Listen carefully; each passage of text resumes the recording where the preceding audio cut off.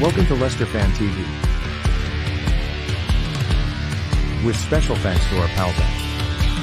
ADT Taxis, Feed Me, Piglet's Pantry, Tiger, Leicester Garage Conversions, Pink Vehicle Leasing, Hologram, The Fox's Arms, Moyer Wade Interiors, and our chosen charity, Memphis UK. We bring you the fans' views on the match each week, and your views matter to us. Join the fans debate each match with us. Follow us at Leicester Fan TV.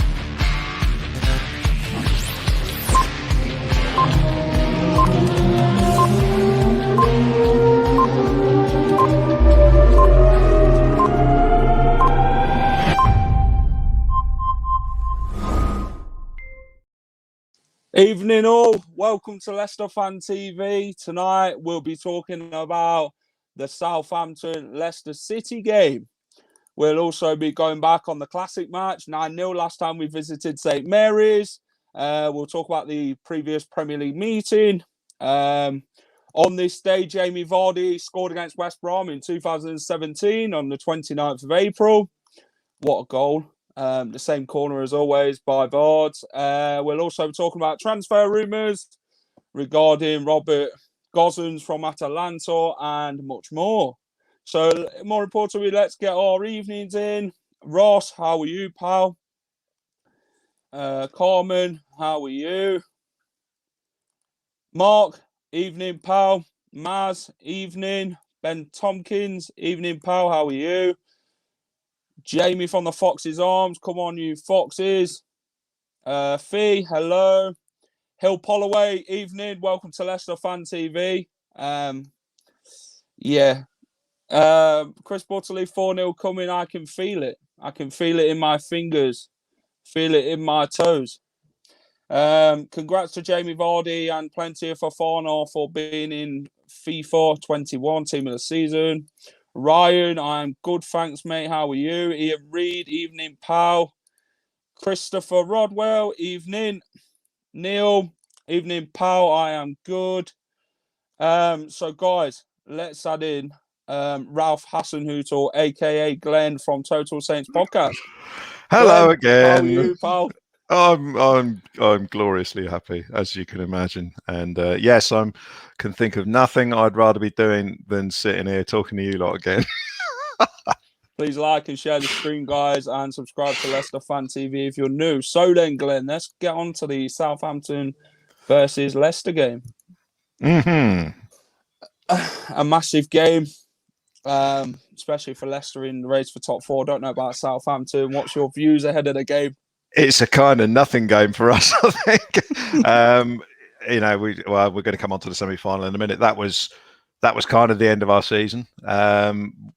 Since then, I've been looking over the shoulder a little bit at what teams like West Brom and Fulham are doing, because I don't know what we are, 9 points ahead of them or whatever. So there was always an outside chance of us falling back into the real messy stuff at the bottom of the league. But neither West Brom or Fulham have won a game since then. So we're still in a fairly comfortable position regarding not getting relegated. And all the noises coming out of the club seem to be that we're going to use the rest of the season to some players are playing for their futures, and some of the fringe players will probably get given a chance to see if they've got what it takes before our big summer coming up, where we're going to be swapped. There's going to be, I think we're going to have quite a different squad by the start of next season. So who do you guys think you're going to keep, and who do you think you're going to get rid of?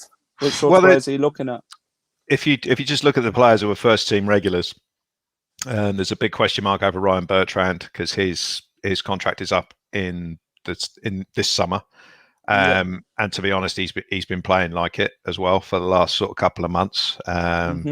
We played Spurs last week, and he got left out, and we played a left-footed centre back at left back, and I understand he's going to play again on Friday night. So that's Mohamed Salisu. So that'll be interesting. So yeah, Ryan Bertrand I don't think will be around next season. And we've got a couple that have only got 1 year left. Danny Ings, who everyone knows about, and Yannick Vestergaard as well. And they've been two of our sort of big players this season. So if we've if we haven't got those three next summer, we've got next season, we've got some serious recruiting to do in the summer.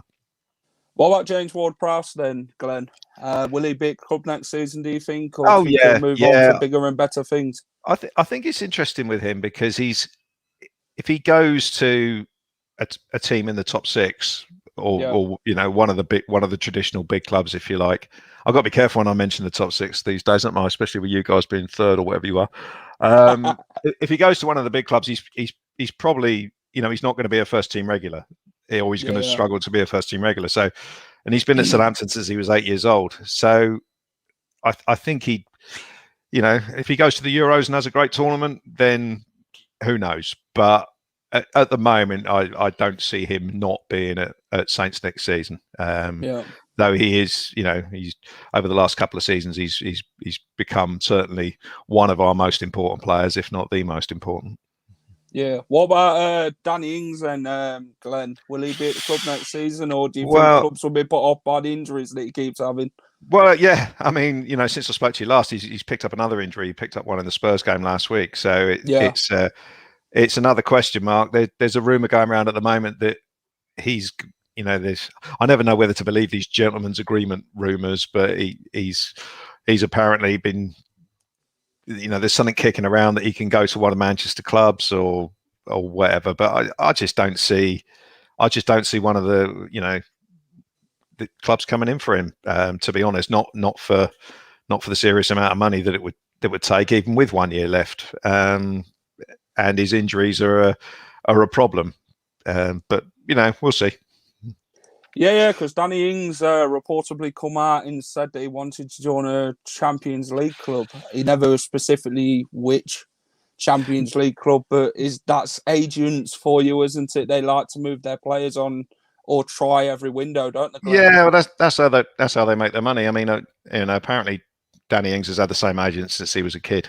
So he obviously trusts the guy, but there's part of the problem these days is there's too many media outlets. They've got too much space to fill, too much content to put out, and they have to say something. So, it never comes from the player's mouth, does it? So who knows? So I think I said last time, I'm long enough in the tooth now that I don't believe every rumor and get annoyed about every little thing. I mean, I grew up in an era when we had Matthew Le Tissier, and every year there was stories about him going somewhere, and he never did. And I know it was a different time, but I sort of if it happens, it happens. But in the meantime, let's just crack on with it and assume he's going to be here next year.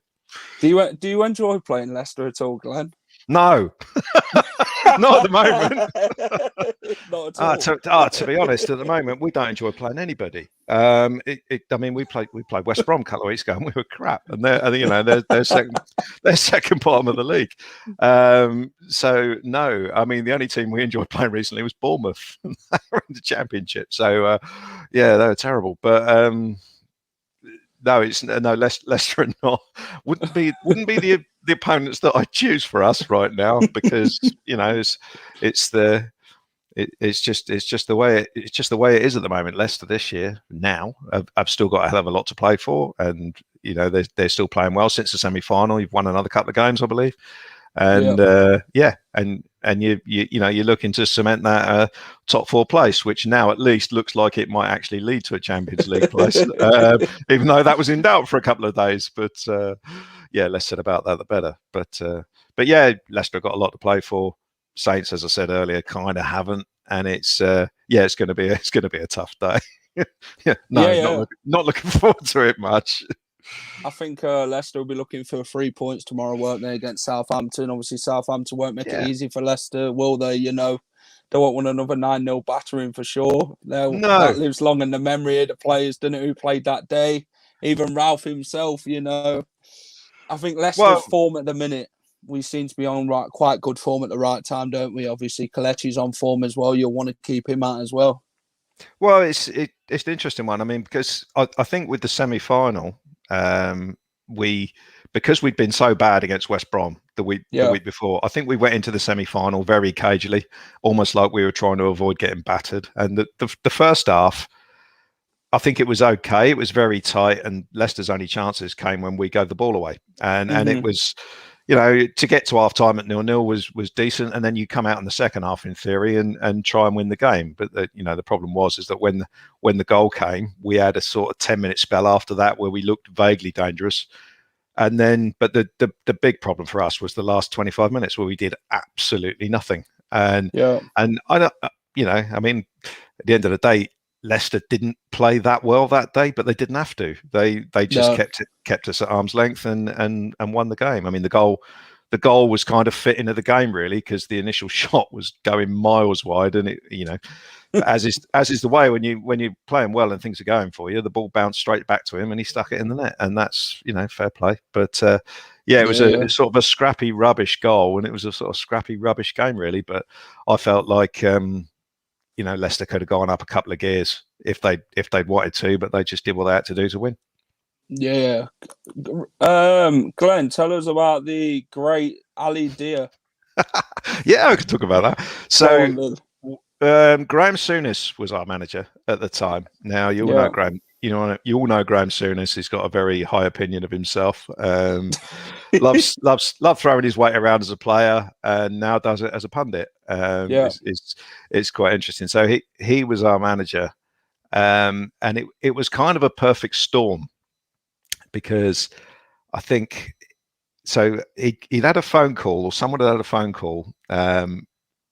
Allegedly from George Weah. Now George Weah was the sort of Ballon d'Or level striker who played for AC Milan at the time, I think, and he allegedly phoned up and said, "Oh, my cousin's a decent player." So this lad turned up at St Mary's at the Dell, and he trained with the team. All the players apparently thought he was rubbish.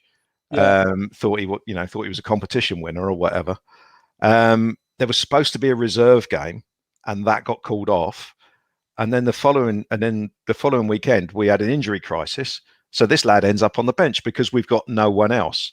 And then to make matters worse, we're playing Leeds at home, and it's the decent Leeds side, with Gary Speed in it and people like that. And so Matt Letizia actually got injured after about 15 minutes. So this lad has come from nowhere, and suddenly he's on the pitch. He nearly scores with his first kick, and from then on in, he looks like the competition winner that he is. And he was just horrible, and he got taken off about 5 minutes after half time. So he played about half an hour.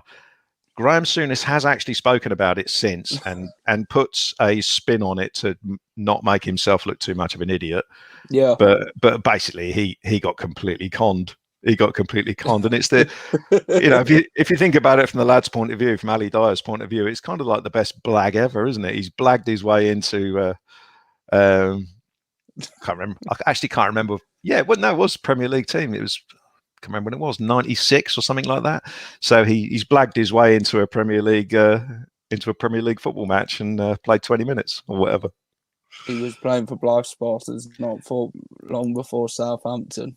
Yeah, I think he went to Blythe Spartans and Gateshead or somewhere like that, and then he disappeared. And I think various people have tried to track him down. Various journalists have tried to track him down, but no one knows where he is or what he does. His real name's probably not even Ali Dia. He's probably something else altogether. It's just, it's just one of those great stories. You can't imagine it happening now, but no.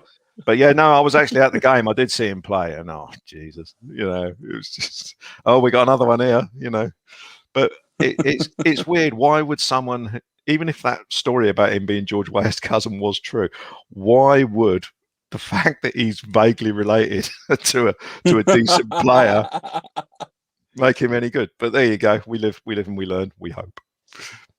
So Mark Harrison asks, will you keep your manager, or is he off to the spud?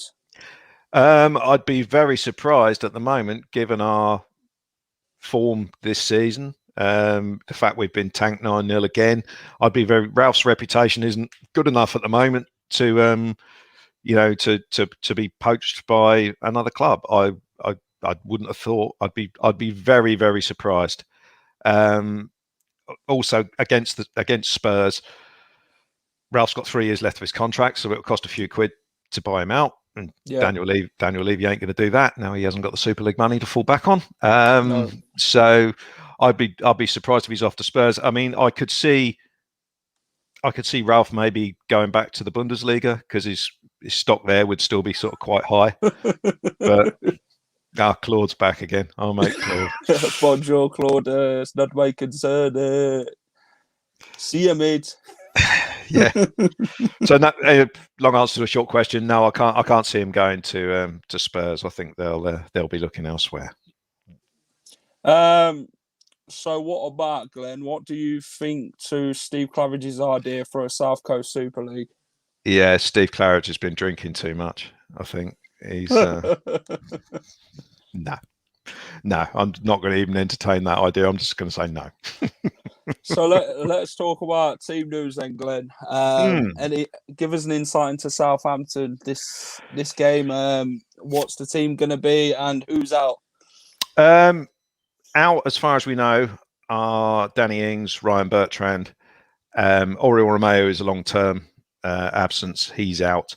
Ralph did say that Nathan Redmond was injured, but no one's kind of backed that one up. You know, he wasn't injured in the last game. So I'm not sure about Nathan Redmond. But to be honest, he's not playing that well anyway, so it wouldn't be the biggest of losses if he wasn't there. So since the semi-final, we played Spurs. There were quite a few changes for that game. So we changed the goalkeeper. We went to Alex McCarthy. So I've no idea who's going to be in goal. I suspect it'll be Fraser Forster. Three of the back four will be Walker Peters, Bednarek, Vestergaard. Oh, and left back will be Mohamed Salisu, who's a centre back. Really, he's a good defender, but he's not going to offer a lot going forward. I expect he's been working at it all week, but we'll see what happens there. Midfield is a bit of a lottery. It could be anything. Against Spurs, we started with Ward-Prowse and Stuart Armstrong in the centre, and that worked really well. And then Ings got injured, and we shuffled it all round again, and it all went wrong again. We didn't play very well after that. And so I can see Ward-Prowse and Armstrong in the centre, and Che Adams will be up front, and the other three places, the wings and the other striker, will Gineppo, Nathan Teller, Theo Walcott. Minamino might play, but we've got him on loan, but Ralph seems reluctant to play him. So because Liverpool said that he's not been sold in the summer, so I think Ralph's taken the view. Well, what's the point in playing him unless I have to? But it's a bit on the wings and up front is a bit of a could be anything really, but yeah, that's we're just guessing. The bench will be interesting. I think the average age of the bench will be about 12, given the given the players that are missing. But so maybe some of those will come on and make some sort of impact. But we'll have to wait and see. I'm a better manager than you, Claude. Well, it could be the Claude Puel derby, this one. The Dean Hammond derby. I've heard that one. The Claude Puel derby. Yeah, could be. I think. It'd be mad to say no. Are you worried that we might actually get 10 on Friday night, Glenn? No, go away. The owner. Hello from the USA. So, Leicester's got a fully fit squad, Glenn. I'm afraid to say. We ain't got Ian Nacho out or anything like that, so you might as well look away now. But Claude says I get to 8th in a cup final. Southampton love me. Do you love him, Glenn? Or it's interesting. People trot that out, the 8th in the cup final thing. But man, 5 games in a row without having a shot at home. That was what did for Claude at the end of that season. And no, I don't think he's particularly missed, though. The manager we had immediately after him was worse. So believe it or not, Maurizio Pellegrino was horrific. So there was a period of time where I think everyone was thinking maybe we should have kept Claude for another season. I guess from his point of view, he would probably feel he was unlucky not to get a second season. But no, not missed. He was lucky he got it at Leicester. Yeah. Glenn, let's talk about previous meeting in the Premier League. Obviously, Leicester beat you 2-0. Goal from James Maddison and Harvey Barnes, I think. Yeah. We were playing quite well coming into that game, and that was kind of the first game where we didn't really put in a performance, and we got beat relatively comfortably, and that's kind of marked the turning point really of our kind of season. So it wasn't the best of games. James Maddison with his socially distanced celebration. I do remember that, which is a shame you couldn't remember that recently, but there you go. Yeah. Obviously, Jose Perez loves a goal against Southampton, doesn't he, Glenn? He does. He scored a hat-trick last time we visited St Mary's. We'll move on to that later on. Oh, do we have to? Yeah. So is that what you want to do? I feel like I'm always talking about this game. I don't know why. It lives long in the memory, doesn't it, for sure? Yeah. Moving on. Let's talk about the game. Oh, okay. Let's talk about 9-0. Last time round at St Mary's. Let's talk about the 9-0. What went wrong? Everything. For starters, it was raining. It was dreadful. We knew we were going to lose right from the first sort of 5 minutes because Leicester was so much better than us. First goal, man sent off. Shambles. And every time Leicester went forward, they scored. And it just became, that's true. That's the best thing anyone's written so far. Well done, Adam. I like you. So it was just shocking. And at 5-0 at half time, and it just became funny after that. Yeah, where you're just like, wow, every time they go forward, they score. And it was shocking. And then we just about dried out. Final whistle went.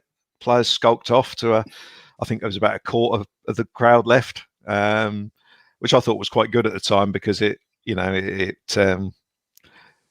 the players see that it's just not acceptable to give up like that, and you can't lose 9-0 without giving up. I think that's what. I think the Bertrand red card changed it, didn't it? It was a red card. Yeah, but then VAR shown it, didn't it, for like the first time on the screens. Which you never really get, do you, as a football fan seeing something like that? No, that's true. I thought it was, when you see the replay, you can see why you got sent off. It's not one that you can really complain about. But to be honest, we'd have lost 3 or 4-0 anyway, because that was the way the game was shaping up. In that first 10 minutes before Leicester even scored, you could see we were going to get smashed that day because we were terrible. Leicester were very good, and they kept their foot on the gas all the way through, and that's how that sort of thing happens. But there you go. And as I said, we liked it so much, we did it again this season. So it gets mad. So it just keeps coming, doesn't it? But it's the least expected thing. You didn't think it'd happen again. Did you stop till the end that night, Glenn? Or I was there to the end. I was there with my son and my dad, and we were walking where St Mary's is, to where we park. We've actually got to walk across a big sort of high bridge, which is very exposed. If it rains when you're up there, you're getting soaked. There's absolutely nothing you can do. So we're walking across this bridge, and there's a wind blowing across.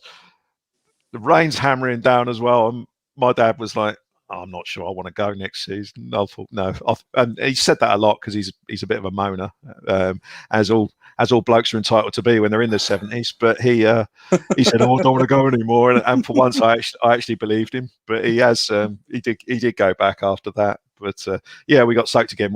Getting home as well. So it was a great day all round. Soaked twice, beat 9-0. Great. Dale, Glenn, a message from Claude. I'll put my Southampton profile picture up to bring you back. Fantastic memories of fantastic football. High intensity. Yeah, the old 9-0-1 formation. I loved it. You should have been a Leicester fan watching him throughout his whole managing career. Do I think Vestergaard will leave Southampton? Yeah, that's an interesting one. He's not. There's not been much talk about a sort of like new contract for him yet. I think the COVID situation and waiting to see that we do actually stay in the league this year. They'll want to keep him because he's turned into a very good player over the last sort of season and a half. So they will definitely want to keep him. But we're in that situation where if someone comes in with a decent amount of money, he'll probably go. And then the problem comes that we've got to replace him, and we've got to try and replace him for about, we've spoken about only spending 10 or 12 million pound on players. Now, occasionally that is okay, and you can pick up a bargain and pick up a player who turns out to be really good at Premier League level, or you can get it horribly wrong, which we've done in the past. And and it won't take too much for us to be struggling next season if we don't get it right. No. Let's talk about the FA Cup, Glenn. Yeah. Let's talk about that game.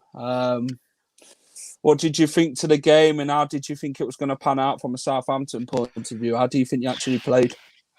So I said earlier on, I thought the first half was okay, and then we kept it tight, but we didn't do enough when we went 1-0 down.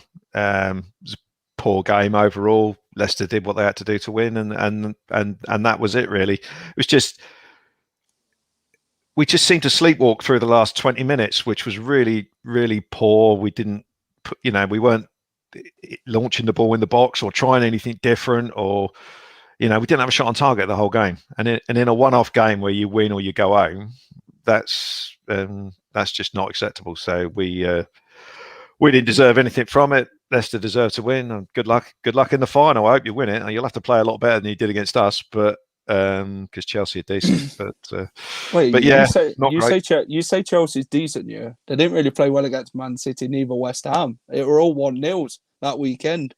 Yeah. So yeah. I don't know. I don't know whether it's the Wembley pitch or playing at Wembley puts you under quite a bit of pressure, doesn't it, to win that game? It's different, but I think it's different at the moment with the grounds being empty. But I mean, I'm not a professional footballer, never have been, never good enough. But if you're not inspired by playing at Wembley to go and do, try and do great things, then what you're doing being a professional footballer, and too many of our players looked like they were going through the motions, and so yeah. I think from a Leicester point of view, it was good. Obviously, Kel got another goal. It was like he'll play Wally with Vestergaard. The wall kicked it off and come back to him, and he just like. Well, yeah, let's not dress it up. The original finish was absolute crap, and he got lucky that it bounced. Could have bounced anywhere, and it bounced straight back to him. But that's what happens when you're in form. You get lucky, and he put the second chance away really well. So fair enough.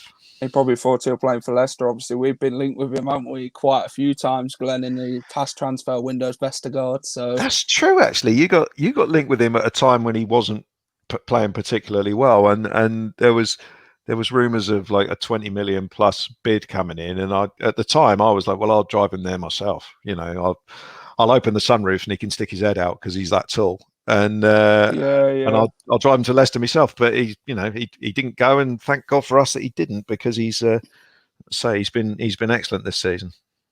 Evening, Glenn. Would you like to see Leicester in the Champions League? Couldn't care less. You're not caring, no? No. What do you think to the Super League? No.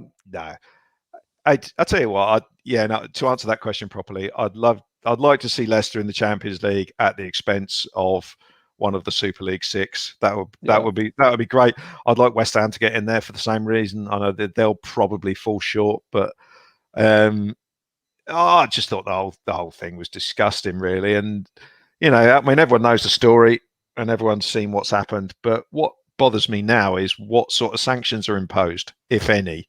There should be. There absolutely should be, but I'm not terribly hopeful that. I mean, don't forget they were trying to dump all over the Champions League. That's what they were trying to basically replace with this Super League, and the head of UEFA, this Alexander Seferin, was all fire and brimstone and how dare you. And then as soon as Manchester City turned around and said, oh well, actually we're going to come back, he was like, oh, welcome back with open arms. So he doesn't seem to have the appetite to punish these teams. I mean, for me, they should be banned from European football for a couple of years, and there should be some sort of punishment at Premier League level as well. But I won't hold my breath waiting for that. I mean, we're one of the teams that got in a mess financially, and we got docked 10 points. and that wasn't the fans' fault. But we still got so that argument that they have about it's not the fans' fault, it's not the players' fault.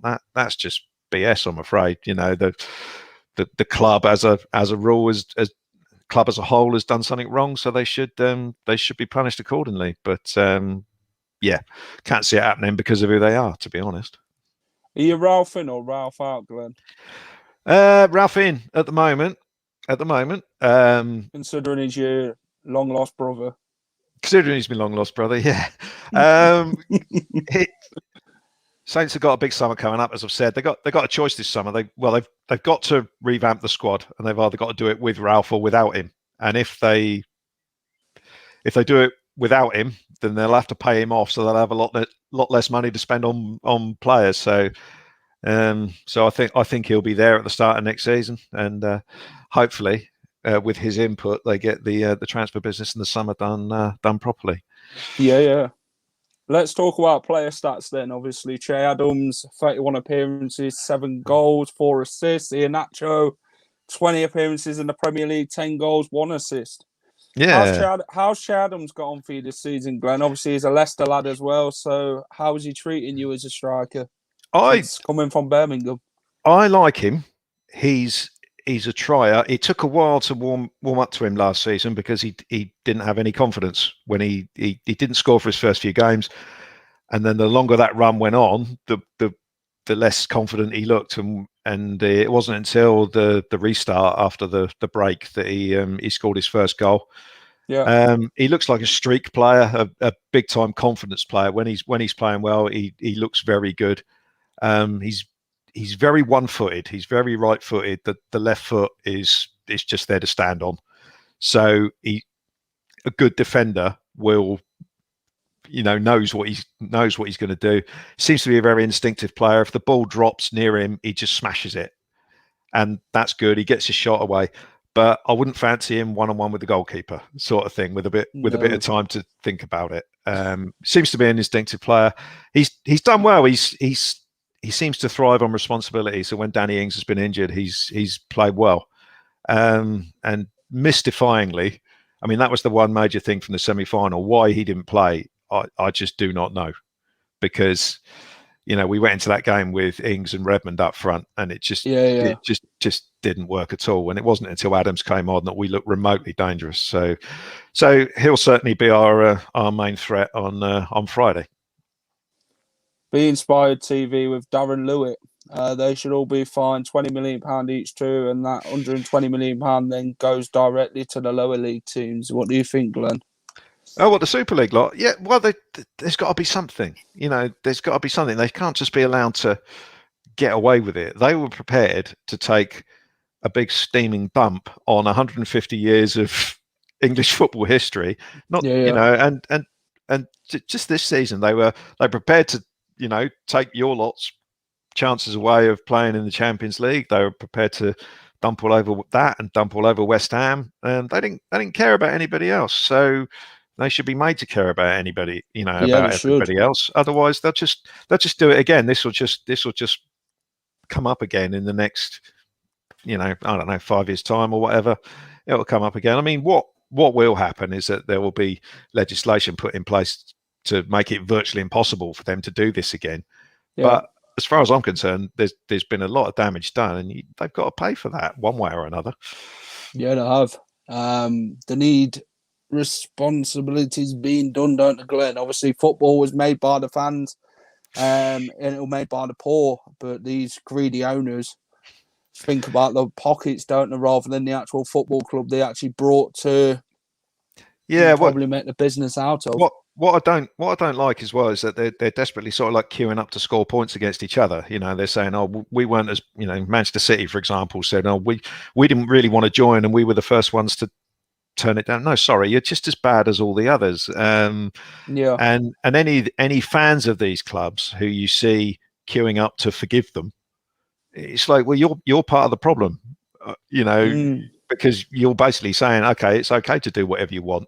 That's you've got to take it on the chin, and that's why I was impressed with with Gary Neville when he was talking about it, because obviously he's a big United fan. He played for him for years, still heavily connected with the club, and he was saying they have to be punished. Carragher not quite so forthcoming about Liverpool as you'd expect, but I think you have to have that mindset that there has to be some sort of fairness about it. There you go. Yeah, we'll wait and see. So, Glenn, are Southampton praying it doesn't rain tomorrow night again? Won't make any difference. It did rain. It's raining a bit down here, but I don't think it's supposed to tomorrow. No. I think keeping 11 players on the pitch will be slightly more important than whether it rains or not. Yeah. So, Glenn, what players would Leicester have to look out for tomorrow night from a Southampton point of view? I'd say, I think the ones, you don't want to give us any free kicks around the edge of the box, obviously, because of Ward-Prowse. Stuart Armstrong is one you have to watch for his burst from midfield. We've got a couple, we've got unpredictable players. We've got Nathan Teller, who's looked very good on occasions when he's come on. Theo Walcott, no one knows what he's going to do, including Theo himself. So he might do something brilliant, or he might just do what he normally does and run headlong into the nearest opposition player. But so I'd say, I'd say Stuart Armstrong is one to watch from an attacking point of view. But if we're going to score, it's probably going to come from Che Adams, I'd have thought. Yeah, hello to Tasha, my sister. Evening. You want your shout out? There you go. So I'm just going to quickly move on to transfers from my end, and then you can talk about yours, Glenn, and what you think's going to happen with Southampton. So transfer rumours for Leicester. Hamza Chowdhury's been linked with a move away to Norwich in the summer. Robin Gosens from Atalanta is close to joining Leicester, I hear. And Noni Madueke from PSV could be joining Leicester in the summer as well. Leicester have obviously got inquiries in him, so we'll see where the transfer window takes us in the summer. Glenn, what about Southampton? I don't think I've heard anything. we got linked with Brentford's left back, whose name is Rico Henry, I don't know much about him. I know he's obviously never played at Premier League level. But we're going to get linked with every left back, because we know that that Ryan Bertrand is unlikely to be around next season. So,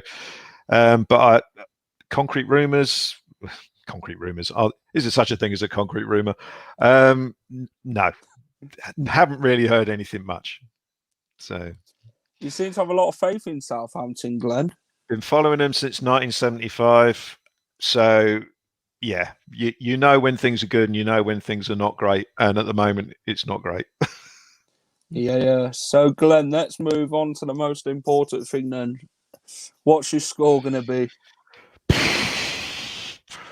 Well, I predicted us to win the semi-final, and like I said, I didn't know why, and I was wrong, obviously.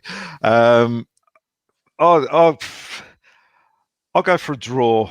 I'll go for a 1-1 draw. Claude Puel goes for a 0-0. Good old Claude. Yeah, we'll take that. Claude the fraud. There you go. That's his prediction. I don't know about Raf Hasenhuttl if he's still here, but. Mark says 3-0. Mayon 3-1 or 2-1 to Leicester. I'm going to go for a 3-1 Leicester win tomorrow. It's St Mary's. I don't think it'll come close to the 9-0, but you never know in football. It could happen again. From a Saints point of view, they wouldn't want it because it'd give them nightmares again of last time. So hopefully, raining goals, Glenn. You want it to be in a great spectators game, don't you? To be honest, from our point of view, I just want us to compete and actually look like we're trying to win the game.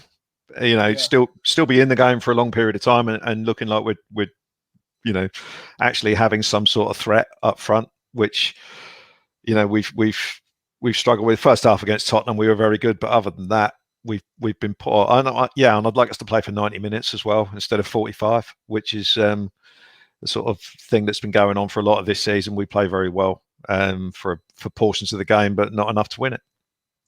So, who is your favourite player, Glenn, at Southampton this season or at all time, whichever you want to choose? You can choose two if you want. Well, from all time, I'm roughly the same age as Mathieu Tessier, so I saw his entire career. So you can't really look past him. But I would also honourable mentions back before that. Mick Channon was my first sort of player. I was a big fan of, and then going through. There's been loads. Ricky Lambert, the journey from League One up to the Premier League was great. Current favourite player is Danny Ings. He's our best player by far.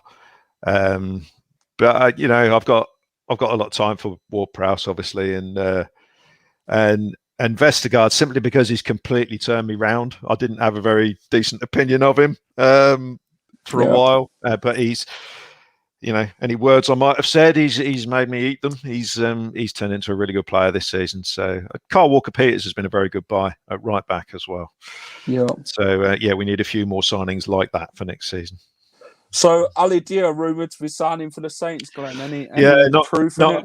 Not again. I don't think we'll be signing anybody by that name, and he'd be about 60 by now, I think. So unlikely, no matter how desperate we get. Is that a Leicester DVD on your bookshelf, Glenn? No, I doubt it. Be very surprised. That's all music stuff back there. So it's all rock and roll. Bobby Stokes, the FA Cup hero from 1976. Yeah, well, it's a sad story because he died in. I can't remember when he was only 44 when he died. He died of pneumonia, sadly. So he was, he was a big hero. He was from Portsmouth, actually, believe it or not. So he was down there, living down there, at the end. So it's a sad story, but it was a great day. I was only a kid when it happened, but yeah, he will be forever in Southampton history, at least until we win something again. So it'll probably be for quite a long time. Is that a game of Scrabble behind you again? Ross wants to know. Christ, I don't know what's behind me. Who cares what's behind me? Yeah, it is. Yeah. The viewers are loving what's behind yourself, and they're taking more notice of what the game is itself. Last one, Glenn. Where can everyone find you, mate, on social media? So the Total Saints podcast is at Total Saints Pod, and me as an individual is at L1-10. So L1 MINUS 10. L1 is short for League 1-10, which is the name of my my blog, which has been going for about 12 years now. So it's basically match reports done in a style that will never be seen in a national newspaper. I swear quite a lot and speak my particular brand of the truth, which might not be everybody's, but I don't care. It's my blog and I write it. So you can Google that and you can look up previous Saints Leicester games. I probably should have done that before I come on. But the 9-0 one is on there, and I've got a few choice words to say about that. But yeah, so at L1-10. What is Leicester's best ever score been? 9-0 against the Saints. I imagine it will be, yeah. I'd imagine it will be. And Southampton's, Glenn, your best ever score? Oh, that's a good question. I think we beat Sunderland 8-0 about 4 or 5 years ago. Beat them at home. There may be a bigger one than that back in the 1920s or something, but I think 8-0 against Sunderland may well be our biggest ever win. Yeah. Biggest defeat, no question. Yeah, just don't answer that. Just quickly move on. Your favourite South Coast derby, Glenn? The last one that we won. No, my favourite South Coast derby. For the uneducated amongst you about the South Coast. The South Coast derby is Southampton and Portsmouth. It's nothing to do with Bournemouth or Brighton or anyone like that. It's Southampton and Portsmouth. So 1984, we played them in the FA Cup. Fourth round at Fratton Park, and it was a really intense game. And in the 80s, it was pretty rough, as you imagine. Things getting thrown on the pitch, coins, bananas. You know the drill.